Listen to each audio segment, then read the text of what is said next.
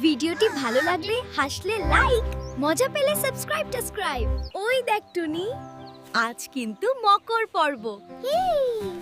আজ ঘুড়ি, পিঠে, লাড্ডু। এই নাও গরম গরম পিঠে। মা, গন্ধে তো পেট নাচছে। আমার ঘুড়ি আকাশ ছুবে। আমারটা যাবে সূর্যের কাছে।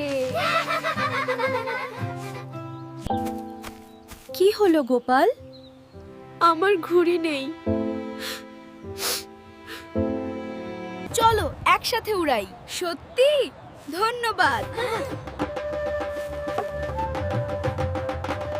মকর পরব জিন্দাবাদ।